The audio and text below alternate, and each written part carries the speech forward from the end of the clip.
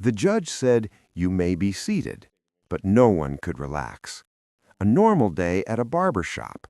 One look, one hand under a hoodie. Then the witness told the court he had a gun. And suddenly, the only question was, who fired first? The cases of the people of the state of Michigan versus Omar Smith and Jamal Jones. Counsel is all present as well as the defendants. You may proceed. People move for bind over on all counts of defendants. There's been significant evidence that's been presented, I think, on both sides, but most of that raises questions of material fact that are province of the jury. People have established proof sufficient to establish probable cause on all counts against the court to bind it over. Response. Thank you. Judge, on behalf of Mr. Smith, I'm going to object to a bind over on count one. I would of course like to, in good faith, I'd like to be able to ask the court to deny a bind over on counts 2, 3, 4, and 5. But I know that in a hearing of this sort, where the court people present their evidence, court doesn't have to take the state's evidence in a light most favorable to it, but it does have to consider the evidence. And the evidence presented, I think, is while I ultimately think were to get to a trial on counts 2, 3, 4, and 5, we'll have certainly arguments to make to the jury about those counts.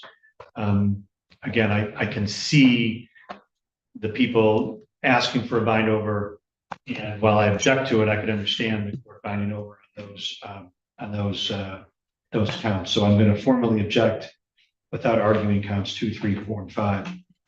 But count one, I do not believe that Your Honor should bind over on. I don't believe that when you consider the evidence presented, whether there's evidence on one side or the other, totality of the evidence, no matter how it's viewed, does not support a finding that Omar Smith committed murder.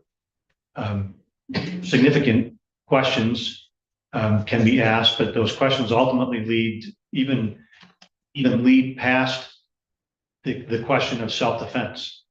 They lead to one of the questions that I put to Detective McDonough, which was, do you even know what round or caliber or firearm from which person ended up being the lethal shot? Do we even know who killed? Even if we put aside questions of self-defense, questions of whether or not these individuals had a right to respond to Thomas's possession of a high caliber firearm or of a high output magazine or of a gun of that nature. Even if you put all that aside, the seminal question you're being asked by the people is to bind Mr. Smith over, saying that he killed Lamar Thomas. And there is no evidence as to whose gun killed Lamar Thomas. Did it come from Mr. Smith's gun? There's no evidence of that. Did it come from the co-defendant's gun? There is no evidence of that. They do not know. You do not know whose gun from whose hand ended up killing and causing the death of Lamar Thomas. That, in my mind, is a fundamental shortcoming of the state's case and requires a dismissal of that count against, as it relates to Mr. Smith.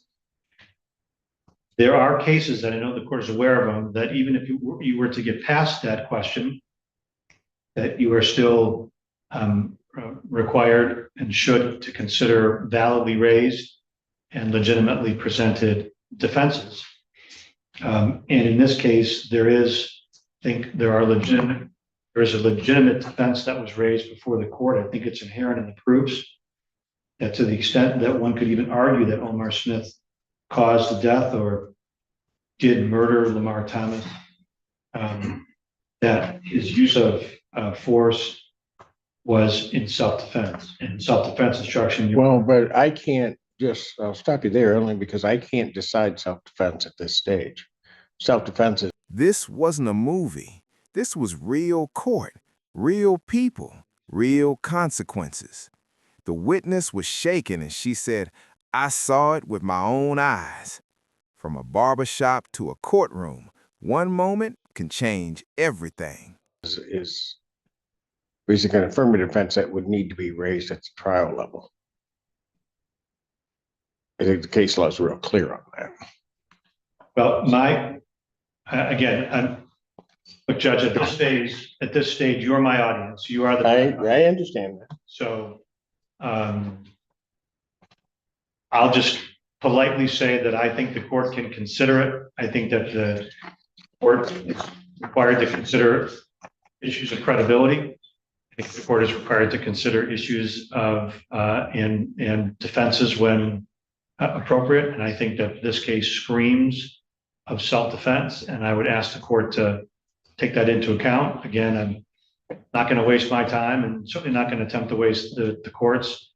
I respect your honor. You have your perspective and you have your views. And since you're the fact finder, it wouldn't do me a whole lot of good to sit here and tell you that you're wrong. I'll just say that I respectfully believe that And it wouldn't be correct, but go ahead.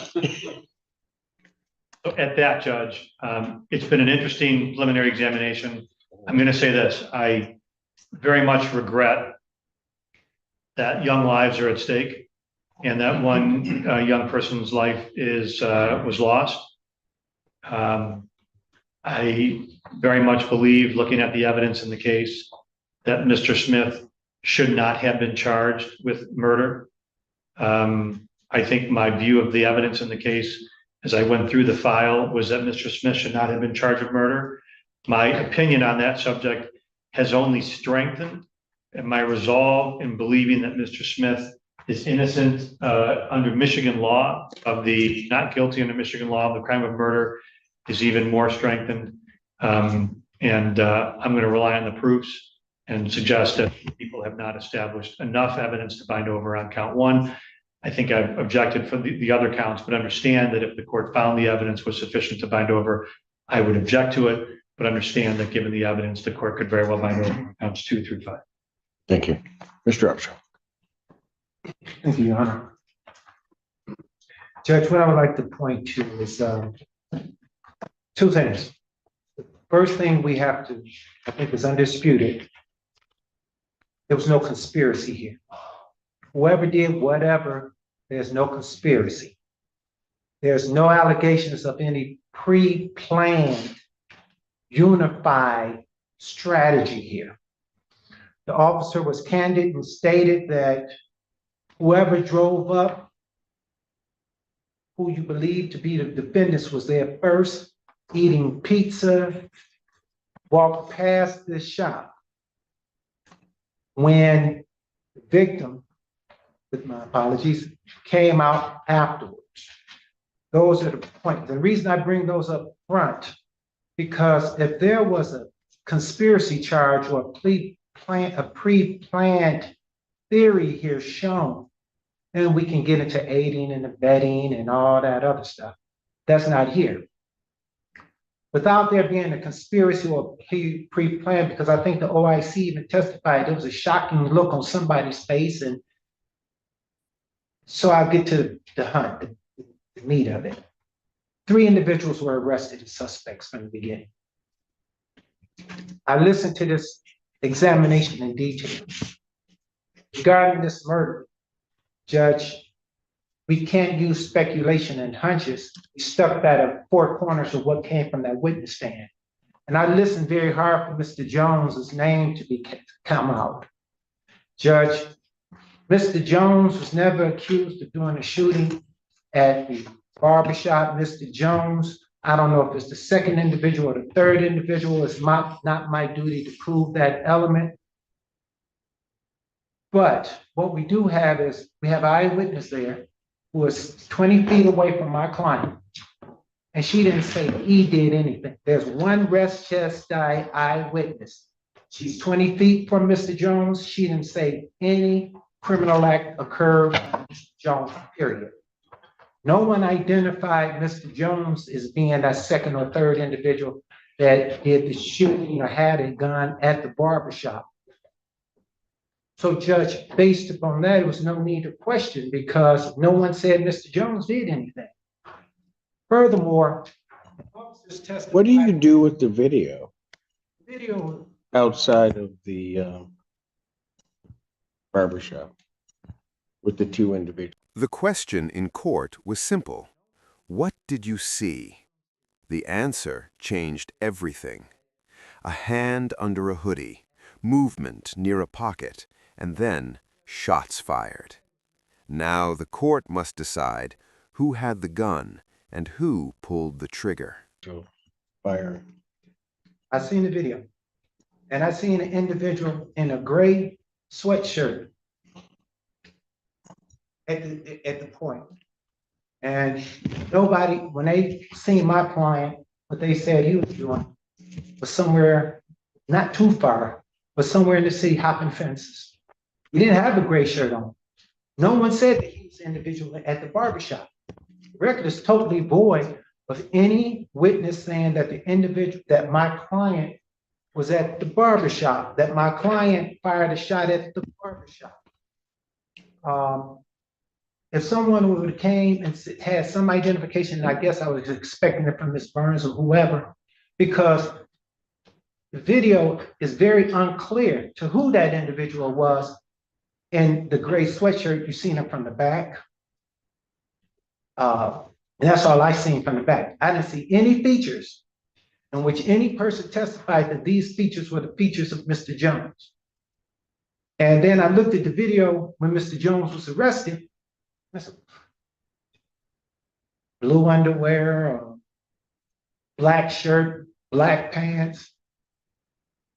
There was nothing to say here that they met the element of proven identification that Mr. Jones performed the shooting. The second part I would like to say, Judge, not only was he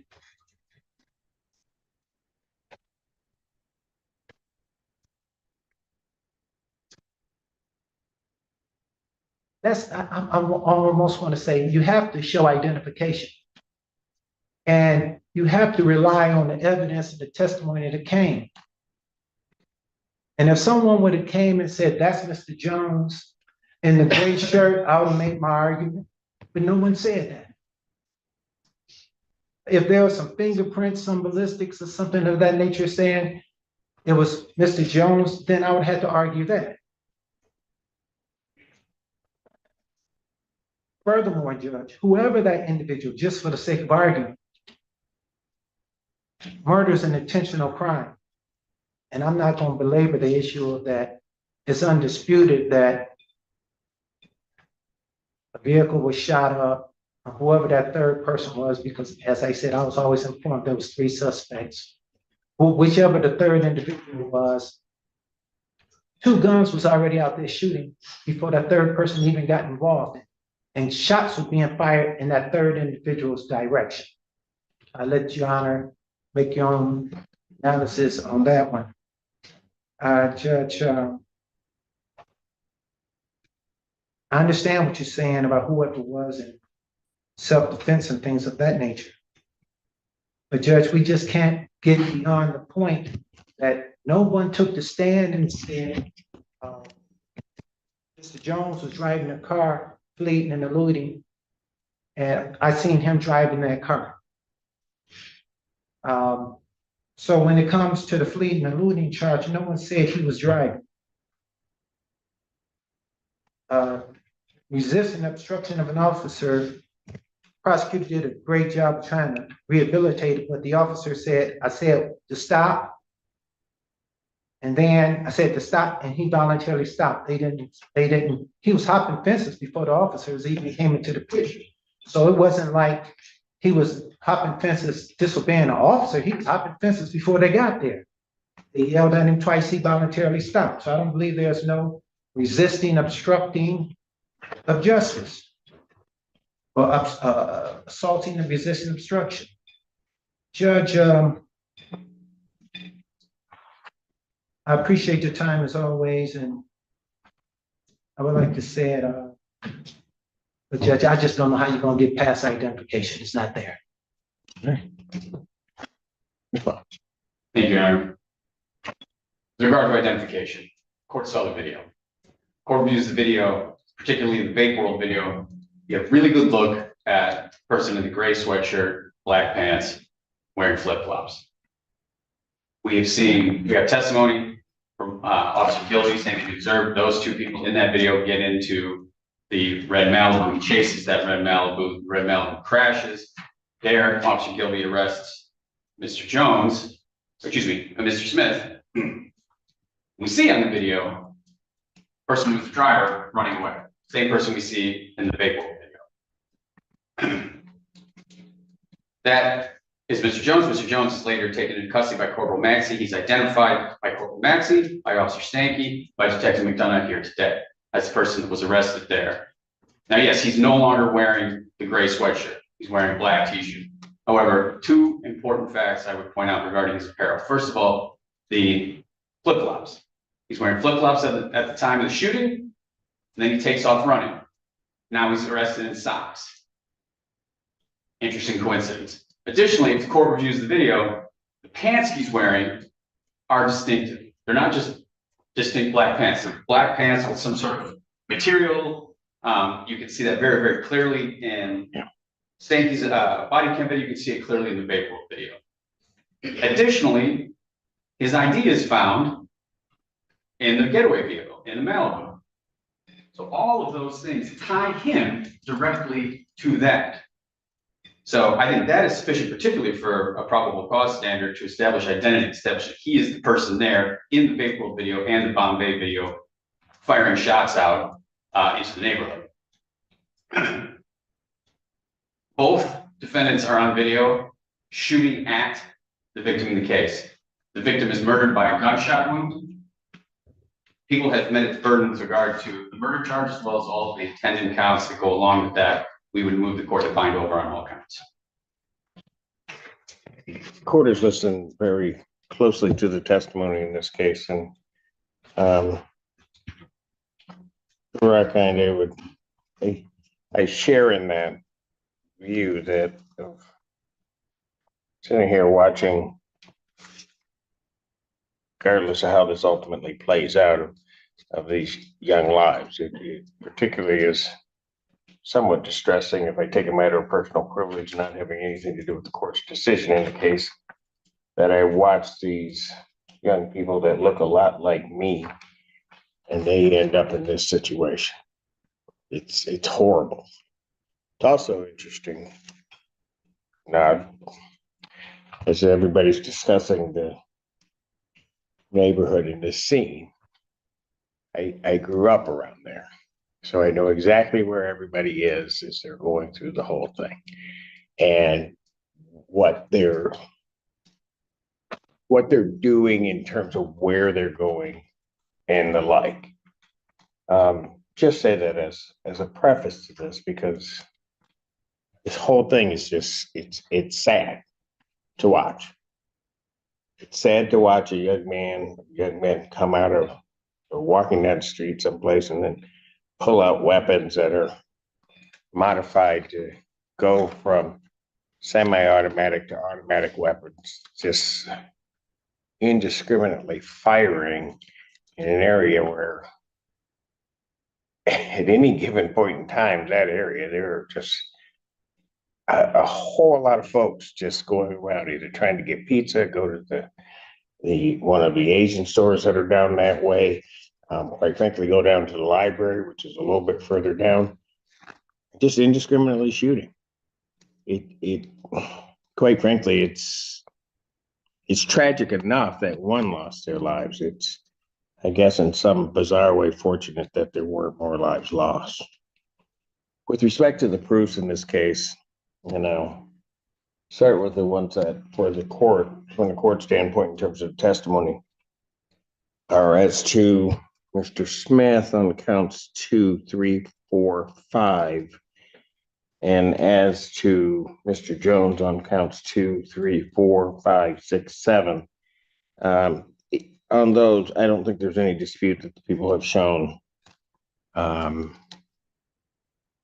by a preponderance of the evidence that those offenses have been committed and that this defendant did. The one issue with regard to the homicide that is raised by Mr. Jones' counsel could be significant if one doesn't look closely at the videos. Mr. Overwater, I think, is correct. That is, when you look at the video real close and you see the individual, you see the pants. I didn't need to know the brand of the shoe. I knew that those shoes were not ones that would stay on. And then the individual, Mr. Jones, is found going through a neighborhood over fences, ends up with no shoes, just socks. And at some point, somewhere, I would suspect shed that the white sweat or white hoodie or gray hoodie, so that he's dressed in the fashion that he's dressed in at that time. But those pants were distinctive. It was interesting that I was going to bring it up and go into it in a lot more detail. But I think when you look at those pants, it's real clear that that's him. That's him that's in front. You also look at some of the facial features that you can see, and it was clear to me that it was Mr. Jones. To any extent that one wants to argue it, I would dare say that in essence will maybe raise an issue of material fact that has to be decided by a finder of fact. But this court is convinced that that was Mr. Jones at that scene. That was Mr. Jones firing that weapon. And I don't think it matters, for the sake of bind over, that I attribute that bullet to, particularly bind over an open murder for these individuals, that I attribute these to which gun, which firearm, which defendant it was fired. At some point when they started acting, they were acting in concert with each other because they were both firing, both unloading a large number of bullets into that strip mall, and then jointly both got into that vehicle and drove off. I think the record also shows that one could infer that it was Mr. Jones, is his identification, his items, items of ownership, as well as a weapon, are all found in that vehicle that crashed on Lorraine Street. So for those reasons, and so that we're clear, as to Mr. Smith, I don't think there's any issue as to identification. I mean, he's clear as a bell the moment he's climbing on the top of that officer's vehicle trying to get away, that's him. So for those reasons, the court would find that the people have indeed sustained their burden of proof in this case. And so that the record is clear as to Mr. Omar Smith, I would bind the defendant over to stand trial on counts 1, 2, 3, 4, and 5, taking into account all of the information and evidence presented during the course of this preliminary examination. And likewise on Mr. Jamal Jones' case, if that goes off one more time, I'm taking it.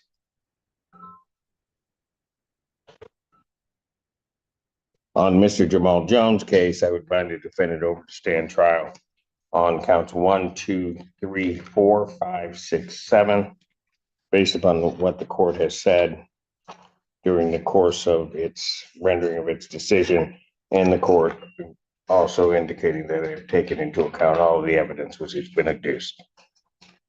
Therefore, the defendant are bound over to stand trial. As to the circuit court arraignment, gentlemen, you waive formal reading of the complaint, of the information. Yes. And how does your client plead? Not guilty. Defendants, having waived formal reading, pleading not guilty to all counts, court will enter that not guilty plea. Pre-trial in these matters will be set for April 6th at 1:30 for Judge Luke. April 6th, 2026, 1:30 before Judge Hamud. Bond in each case will continue as denied. Thank you. Thank you. And I've been asked, oh, I'm sorry.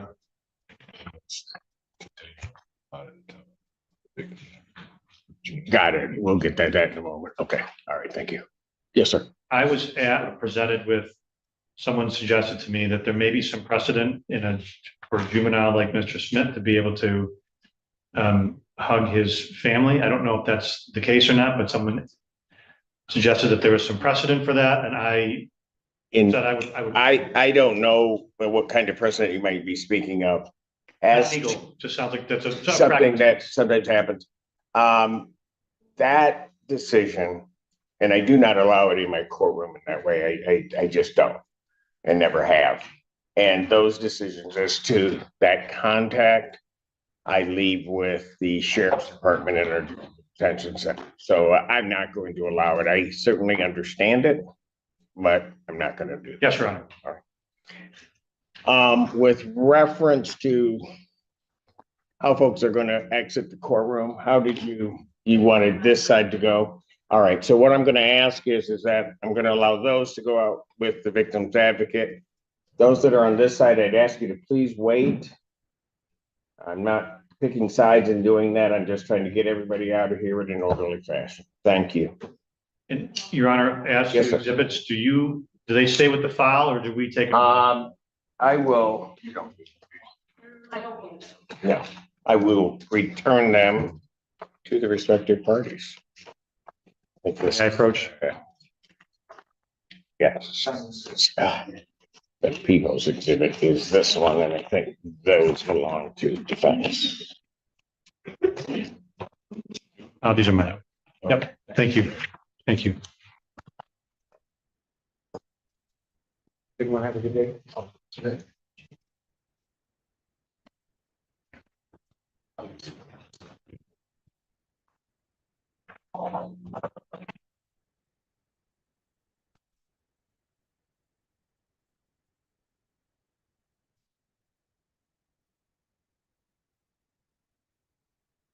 Yeah, you need them for. Yeah, I do. Pardon, may I approach the information? Yes. And just give those to me.